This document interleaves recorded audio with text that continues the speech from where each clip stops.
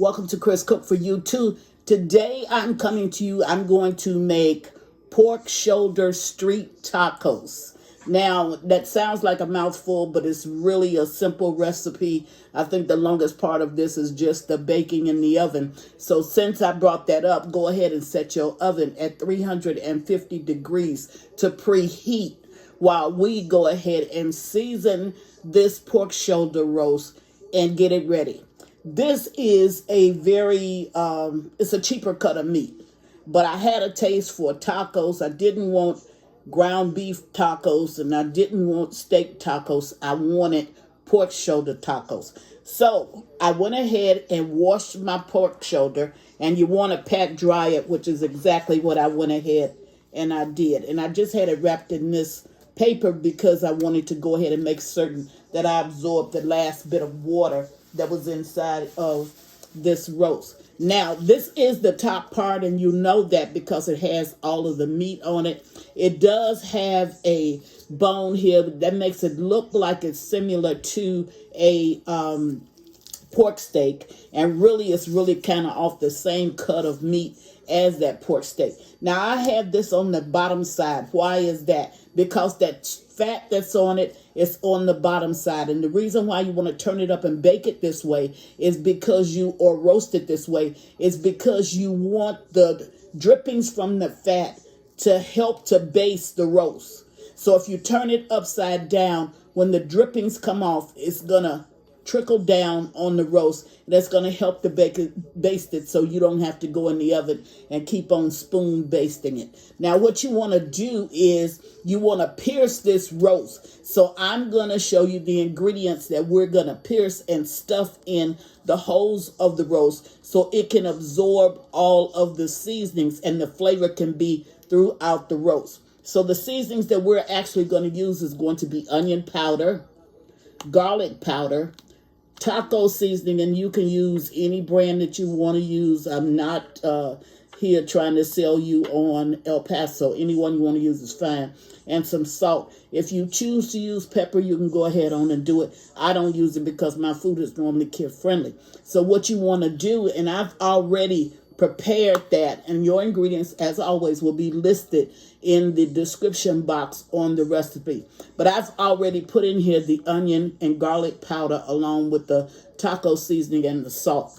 And I did that for the sake of time. So what you want to do now is you want to pierce holes in it. So that's just stabbing it, twisting it so you got a hole, and then taking a pinch of your seasonings and stuffing it down in that hole that you just made.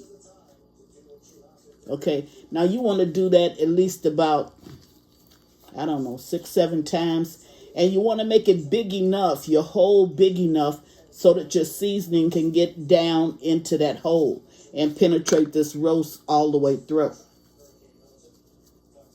And it's just making a hole and then sticking your finger down in it. Now, normally what I would do is I would baste this with a little bit of olive oil, but today I'm not going to do that, and the reason being is because I'm using the fat to baste it, so I don't need the olive oil. All of my oils are going to come from this piece of fat.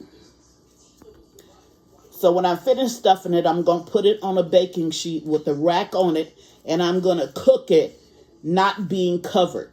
So the whole cooking process will be done with this roast not being covered. So what you're going to do, again, you're going to set that oven, which it should already be at 350 degrees. You're going to cook this for roughly about 2 hours. Now, this is a 4 to 5 pound roast, so it's not going to take an enormous amount of time. Probably can get it done in 1.5 to 2 hours. And you can check it for doneness. Now, it's one other thing that I want to tell you that's extremely important. I'm using a steak knife instead of a regular cutting knife. I'm only going to make 2 more holes. And there they are.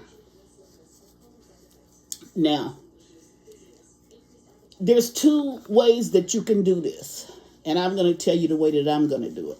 You can take this roast and you can overcook it a little bit.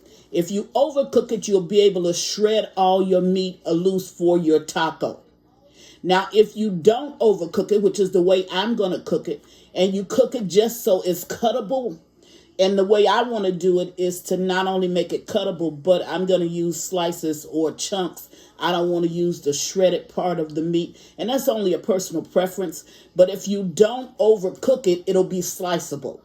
If you overcook it a little bit, it'll be shreddable, if that makes sense to you. Okay, so you have to watch your cooking time when it comes to that. Then you want to baste it. You want to take it, and on all sides of this roast, you want to put your seasonings. It's opened right here. That's the way it was cut at the butcher's. So, I want to make certain that I cover this totally. Now, this is a good taco. I think if you try it, you're truly going to enjoy it. And what I'll do is the condiments that I'm going to use to use on the taco, like, you know, my lettuce, tomatoes, whatever it is I may decide to use, you'll see the ones that I use when I get ready to actually put them on the tacos after the baking process is done. Okay. Now, I've covered every part of this roast.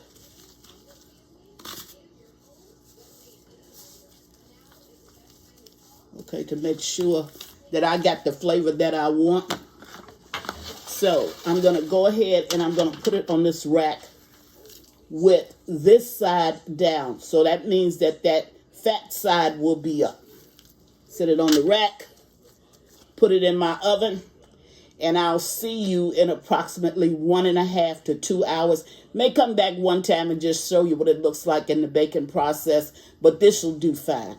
I'll see you then. Be right back. Alrighty, now I'm just going to show you what this roast actually looks like. See, it's baking up real nice. Not being covered, and I'm going to turn it around.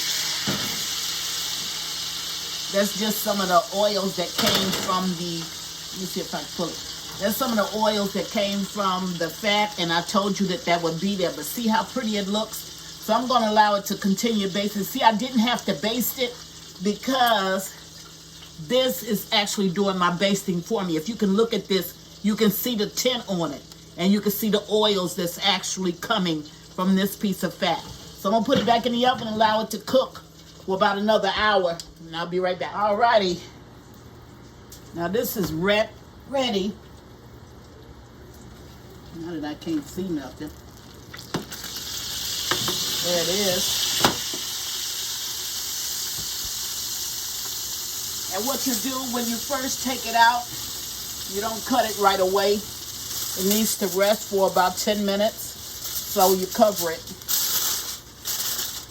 and hug it with some foil and let it sit there for 10 minutes. So I'll bring you back. This thing is hot. I don't know why I'm putting my hands on it. I'll bring you back after that rest and we get ready to cut it and we'll put these tacos together. Be right back.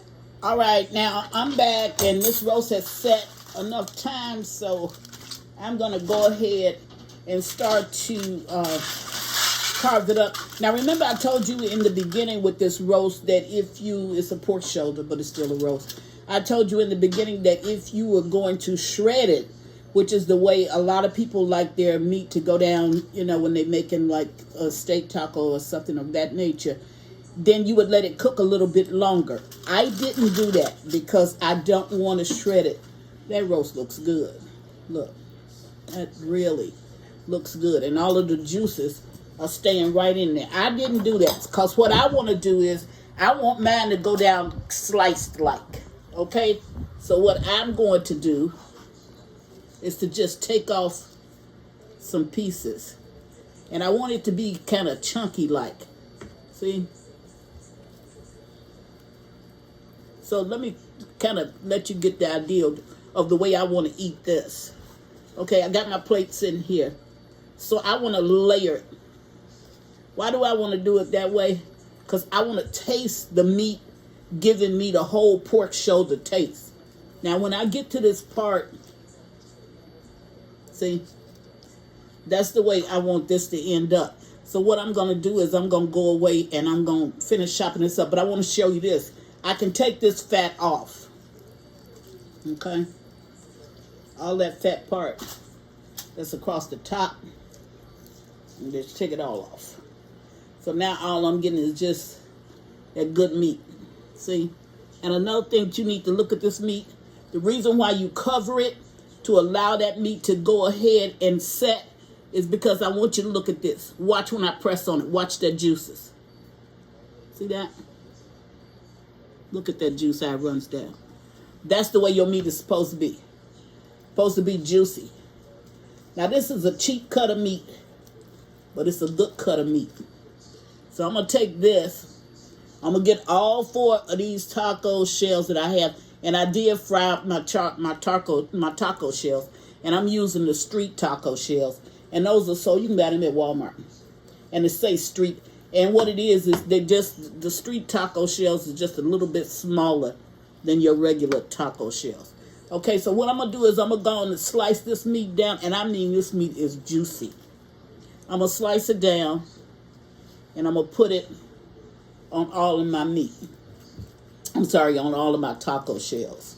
Okay, and when I get that done, then I'm going to bring it back. And I'm going to show you how this go down. Now, if I had done this, if I had allowed this to cook a little bit more, it wouldn't cut like this. Okay? It would cut like shredding. Okay, but I didn't allow it to cook anymore. What I did was, maybe I can just eat that piece after I leave camp.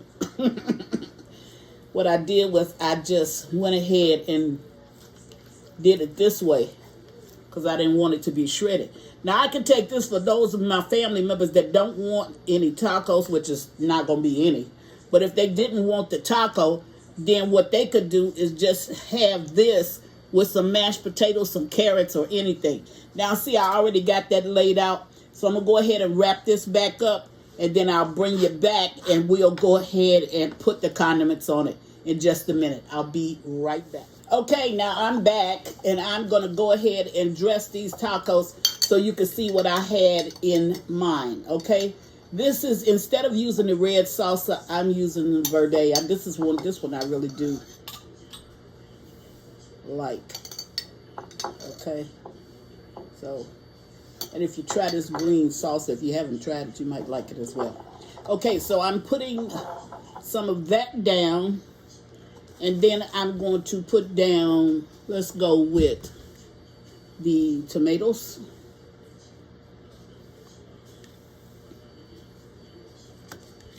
And all of them are going to be pretty much the same. Let's go with some onion. And these are the garden type onions. I love onions. I really had a taste for these. I had seen these someplace. And I'm like, oh my goodness, let me just make these, because when I eat them, and I eat them a lot, especially when I have roast left over, I'm like, those things are so delicious. So I even got an avocado sitting over here on the side, and put just a little bit of that down on there. Now, you don't have to do all of these sides, and a lot of people don't. But this is what I had a taste for. So this is what I am doing, okay? And then I'm going to put some lettuce down on it. Now, the reason why I put my lettuce in instead of going ahead and putting now I don't eat cheese. So that you won't see, even though I have a Fiesta blend sitting out here, which is this one right here. If you want cheese on yours, you can go ahead. I'm going to put some sour cream down. Ooh. Just a little bit. Hold up. Get a spoon. Get some of this off. I'm not going to have that much. I'll take some of that one off and put on these. One moment. Put top back on it. And clean up my mess. Okay. Now I'm going to take a little bit of this one. And we'll put it down here. Okay. Now I'm going to put some jalapeno. These are chopped up. I love these diced ones. Put a little bit of that on a couple of them.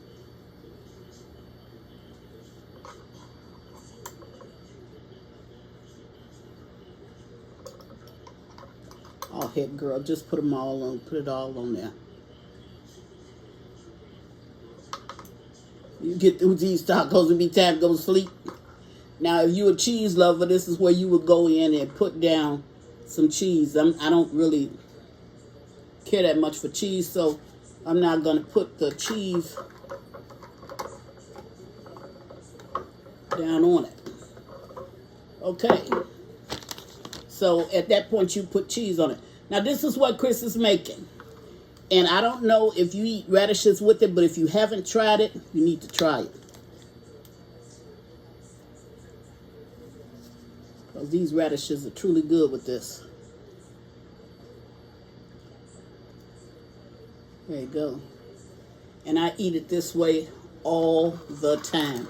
There you have it. Chris is making pork shoulder street tacos. And I'm telling you, you don't have to use all the ingredients that I use. You can just go ahead and make it and eat it any way that you want to eat it. But this is my second love. I can eat tacos every day when I'm not eating chicken. So anyway, try this. I think you might like it. I know that I'm going to truly enjoy it, and so is my family. And as always, thank you for watching. Chris Cook for you too. Bye.